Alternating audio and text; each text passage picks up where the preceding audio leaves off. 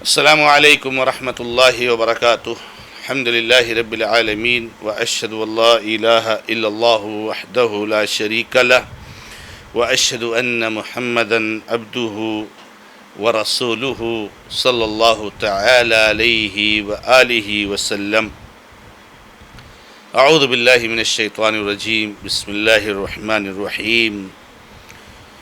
قال یا آدم انبئهم باسمائهم فلما انبأهم باسمائهم قال الم اقل لكم انی اعلم غیب السماوات والارض وعلم ما تبدون وما کنتم تکتمون. معزز و موقر ناظرین و ناظرات، سلسلے تفسیر قرآن کے تحت سورہ بقرہ کی آیت نمبر 33 آپ کے سامنے پیش کی گئی ہے. اس آیت کریمہ میں اللہ رب العزت نے ارشاد فرمایا کہ اللہ نے کہا اے آدم ان کو ان کے نام بتلا دو. بس جب انہوں نے ان کو ان کے نام بتلائے تو اللہ نے کہا کیا میں نے تم لوگوں سے نہیں کہا کہ بے شک میں جاننے والا ہوں آسمان اور زمین کے غیب کو، اور میں جانتا ہوں جو کچھ تم ظاہر کرتے ہو اور جو کچھ تم چھپاتے ہو. جب اللہ تعالیٰ نے فرشتوں سے ان ناموں کو پوچھا تو فرشتوں نے کہا ہم کو علم نہیں ہے.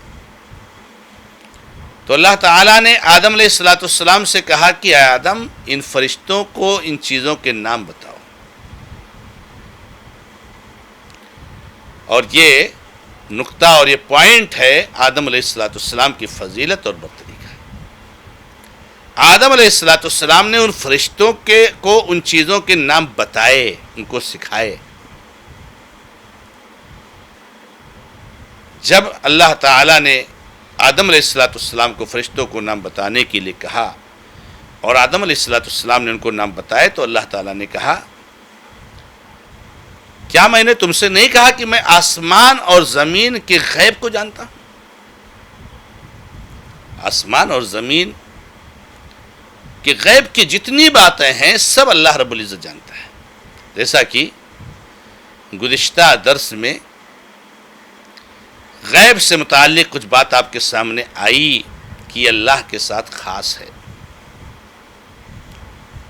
لیکن اس کے باوجود اس قرآن میں اتنی صراحت کے باوجود 10 اور 20 اور 50 سینکڑوں مقامات پر ہونے کے باوجود ہمارے بہت سارے بھائی آج اس شرک اکبر میں پڑھ کر کے اپنے آپ کو ہلاک و برباد کر رہے ہیں.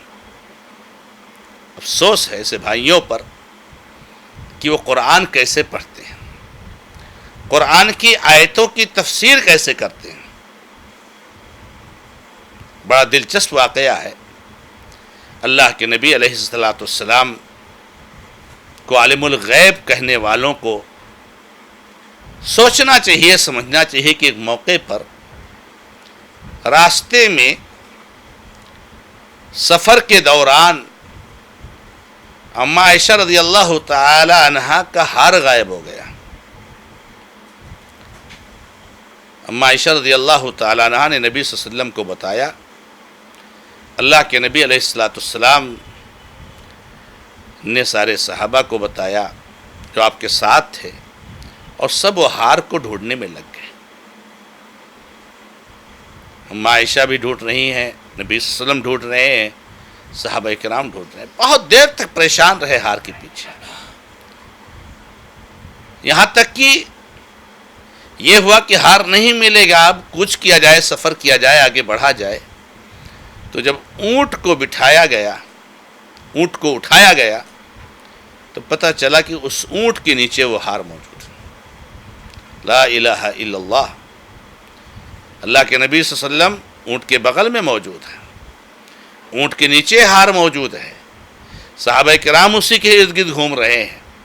اللہ کے نبی صلی اللہ علیہ وسلم نبی، رسول، اللہ کے چہیتے، سید الاولین والآخرین و خاتم الانبیاء والمرسلین، اما عائشہ اور دیگر صحابہ صحابیات انبیاء کے بعد اس روئے زمین پر سب سے افضل لوگ. تو غیب کا علم نہیں تھا.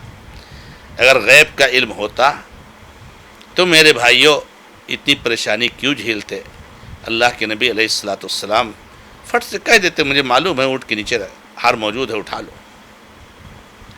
اللہ کے بندو وکل اور رینا کے لوگ جب آئے اور اللہ کے نبی علیہ الصلوۃ والسلام سے کہا کہ کچھ ہمارے علاقے میں قرآن سکھانے کے لیے دین سکھانے کے لیے دعات اور مبلغین کی ضرورت ہے، اللہ کے نبی علیہ الصلوۃ والسلام نے 70 ماہر علماء کرام صحابہ کو قرأت کے قرآن کے ماہرین کو ان کے ساتھ کر دیا. وہ لوگ ان کو لے کر کے گئے، مدینہ سے باہر گئے، راستے میں سب کو قتل کر دیا. اللہ کے نبی علیہ الصلوۃ والسلام کو غیب کا علم ہوتا تو اللہ کے نبی علیہ الصلوۃ والسلام اپنے 70 صحابہ کرام کو جان بوجھ کر کے آپ نے قتل کروایا. معلوم تھا آپ کو یہ قتل ہونے والا ہے. اللہ کے نبی علیہ الصلوۃ والسلام نے کہا واللہ لا ادری ما یفعل بی ولا بکم. لوگوں مجھے نہیں معلوم مجھے میرے ساتھ کیا کیا جائے گا اور تمہارے ساتھ کیا کیا جائے گا. وانا رسول اللہ، میں اللہ کا رسول ہوں. تو اللہ تعالیٰ نے یہی کہا کہ میں آسمان اور زمین کے غیب کو جاننے والا ہوں. میرے بھائیوں اپنے عقیدے کی اصلاح کرو، اپنے عقیدے کو اصلاح کرو. جب غیب کا علم نبی صلی اللہ علیہ وسلم کو نہیں، جب غیب کا علم صحابہ کرام کو نہیں، تو پھر بتاؤ دنیا کی کسی اور شخصیت کو غیب کا علم ہو سکتا ہے؟ آج یہ ہر درگاہ ولی ہے، ہر درگاہ میں مدفون ولی ہے اور ہر ولی کو ساری چیزیں معلوم ہیں. تو اللہ رب العزت کے ساتھ غیب کا علم خاص ہے. اللہ تعالیٰ نے فرشتوں سے کہا کیا میں نے تم سے نہیں کہا کہ میں آسمان اور زمین کے غیب کو جانتا ہوں، اور میں جانتا ہوں جو تم چھپاتے ہو اور جو تم ظاہر کرتے ہو. ہمارے دل میں جو بات چھپی ہوئی ہے ہمارے ساتھ رہنے والی ہماری بیوی کو نہیں معلوم، ہمارے ساتھ رہنے والے ہمارے اولاد کو نہیں معلوم. یہ دل میں چھپی ہوئی بات کو بھی رب العالمین جانتا ہے. ان اللہ علیم بذات الصدور. آپ کس کے تعلق سے دل میں کیا چھپائے رکھے ہو، کس کے لیے بیت خواہی، کس کے لیے خیر خواہی، کس کے لیے محبت، کس کے لیے کینہ کپٹ، حسد، جلن، سب چیزوں کا علم اللہ ہے. سب چیزوں کا علم اللہ کو ہے. تو اللہ تعالیٰ دل کی چھپی ہوئی چیزوں کو جانتا ہے. اللہ کے نبی محمد رسول اللہ صلی اللہ علیہ وسلم نے اس کی مثالیں دی ہیں کہ اللہ کے نبی فرماتے ہیں کالی رات میں کالے پتھر پر کالی چیونٹی جو چلتی ہے تو اللہ تعالیٰ اس چیونٹی کو دیکھتا بھی ہے، اس کو جانتا بھی ہے. اس کے چلنے کی سرسراہٹ جو بہت معمولی آواز ہو سکتی ہے چیونٹی کے چلنے کی، آپ کتنا بھی کان لگا لیں آپ سن نہیں سکیں گے، مگر لا الہ الا اللہ 7ویں آسمان کے اوپر عرش پر رب العالمین مستوی ہے، اس چیونٹی کے چلنے کی آواز کو سنتا ہے. یہ ہے اس کا علم، یہ اس کا ہے سننا، یہ اس کا دیکھنا. تو آسمان اور زمین کے غیب کا علم اللہ ہے.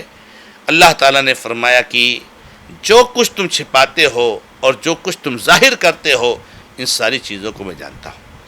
تو ان آیتوں میں اللہ تعالیٰ نے مختلف الفاظ اور مختلف اسلوب سے ہمارے اور آپ کے عقیدے کی اصلاح فرمائی ہے کہ اپنے عقیدے کی اصلاح کر لو کہ جب تک اللہ تبارک و تعالیٰ آپ کو کوئی چیز بتائے گا نہیں، مخلوق کو جب تک اللہ تعالیٰ بتائے گا نہیں، چاہے وہ جن ہو، فرشتے ہوں، نبی ہوں، عام انسان ہوں، جب تک ان کو علم نہیں ہو سکتا. اور جب اللہ تعالیٰ نے کسی چیز کو مخلوق کو بتا دیا تو پھر وہ غیب نہیں رہ گیا، پھر تو اللہ نے اس کو ظاہر کر دیا. تو اللہ تعالیٰ ہی چھپی اور ظاہر چیزوں کو جانتا ہے. اس لیے ضرورت اس بات کی ہے کہ اپنے عقیدے کی اصلاح کریں.